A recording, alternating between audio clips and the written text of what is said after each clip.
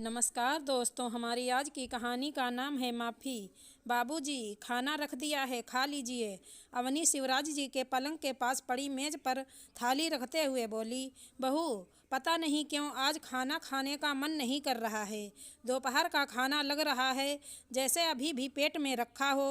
ना हो तो एक गिलास दूध दे दो, खाना वापस लिए जाओ।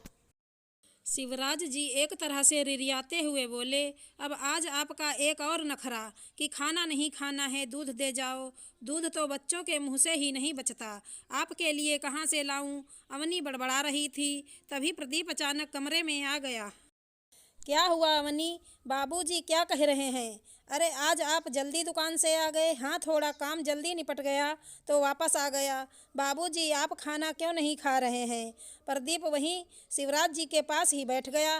बेटा, कुछ खास भूख नहीं है तो फिर दूध ही पी लीजिए। पापा, बाबा मम्मी से दूध ही तो मांग रहे थे, लेकिन मम्मी ने उनको दूध देने से मना कर दिया। पास में ही खड़ा शौर्य बोला, जी वो दूध कम था इसीलिए। ये क्या सुन रहा हूँ मैं अवनी? दूध कम से तुम्हारा क्या मतलब? दूध तो रोज़ 3 लीटर आता है। क्या तुम रोज बाबूजी को दूध नहीं देती हो? और पापा मम्मी बाबा को खाना भी दोपहर का बचा हुआ देती हैं। अवनी, तुम्हारा दिमाग तो नहीं खराब हो गया? जिस घर में तुम खड़ी हो और जिस दुकान की कमाई तुम खाती हो, वो सब कुछ बाबूजी का ही है। मुझको तो सब कुछ बाबूजी ने ही बना बनाया सौंपा। अब तो अवनी को जैसे सांप सूंघ गया। सफ़ेद झूठ बोले भी तो कैसे? हे भगवान, मैं अपने ही जन्मदाता का ख्याल नहीं रख पाया। तुमको तो पता ही था अवनी की बाबूजी को रात में दूध पीने की आदत है, फिर भी तुमने ये गलती की। प्रदीप गुस्सा कर बोला। अब शिवराज जी कैसे बताते प्रदीप को कि 3 महीने पहले ही जब से तेरी माँ इस दुनिया से गई है तब से दूध तो छोड़ ही दो, खाने में भी बासी खुशी मिलता है। कभी अगर नहीं खा पाता तो बहू लगे हाथ 4 बातें भी सुना देती है। लेकिन शिवराज जी ने कभी प्रदीप को कुछ नहीं बताया। कैसे माधुरी जी शिवराज जी के खाने पीने का बेहद ख्याल रखती थी। शुरू से ही उनका पेट कुछ कमज़ोर था और अब तो और भी मुंह के दांत और पेट की आंत कमज़ोर हो चुकी थी। अवनी के किनमिनाने के बावजूद भी माधुरी जी तवे से गरम गरम एक एक मुलायम रोटी उतार कर देती थी। खाने में वहीं देती जो उनको आसानी से हजम हो जाए, जैसे नरम नरम दलिया, दूध में भीगी हुई रोटी, मूंग की पतली पतली खिचड़ी। लेकिन माधुरी जी को भगवान के पास जाते ही उनकी सारी स्थिति बदल गई। बेटे को दुकान से फुर्सत नहीं, क्योंकि काम ही ऐसा था। और बहू के तो अब मज़े हो गए थे, अपनी मनमर्जी चलाती। उसको शिवराज जी की सेहत से कुछ भी लेना देना नहीं था।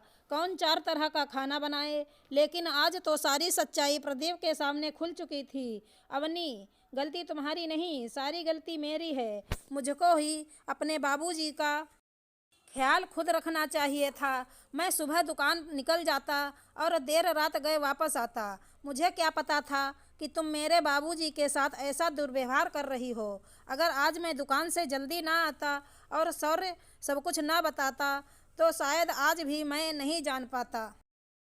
मुझको माफ़ कर दीजिए बाबूजी, मेरे रहते हुए आपके साथ ऐसा व्यवहार हुआ। धिक्कार है मुझ पर, लेकिन अब और नहीं। मैं दोनों समय बाबूजी को अपने सामने खाना खिलाऊंगा और रोज़ रात को खुद अपने हाथों से दूध दूंगा। प्रदीप शिवराज जी का हाथ पकड़कर रोने लगा। प्लीज़ प्रदीप, मुझको माफ़ कर दीजिए, फिर मुझसे ऐसी गलती नहीं होगी। मैं तुमको कभी माफ़ नहीं कर सकता।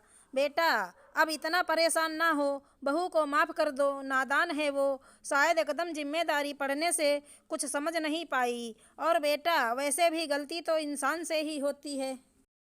बहू की आंखों में पश्चाताप की झलक दिखाई पड़ रही है और अब वो बिल्कुल भी ऐसा कुछ भी नहीं करेगी, मुझको पक्का विश्वास है। शिवराज जी प्रदीप से बोले, देखो अवनी, तुमने बाबूजी के साथ इतना गलत व्यवहार किया, लेकिन फिर भी बाबूजी तुमको माफ़ करने के लिए कह रहे हैं। ये होता है माँ बाप का दिल। प्लीज़ बाबूजी, आप भी मुझको माफ़ कर दीजिए। मुझसे सचमुच बहुत बड़ी गलती हुई है। अवनी शिवराज जी के पैरों में झुक गई। प्रदीप, सुबह का भूला अगर शाम को घर वापस आ जाए तो उसे भूला नहीं कहते। ठीक है बाबूजी, मैंने माफ़ कर दिया अवनी को। लेकिन आज से मैं ये संकल्प लेता हूँ कि अब से जिम्मेदारी तो मैं ही संभालूंगा आपकी। प्रदीप उठता हुआ बोला और रसोई में जाकर एक गिलास दूध गर्म करके ले आया और शिवराज जी के हाथ में पकड़ा दिया। शिवराज जी के मुंह से प्रदीप के लिए आशीर्वादों की झड़ी निकलने लगी। आशा करती हूँ हमारी कहानी अच्छी लगी होगी। धन्यवाद दोस्तों।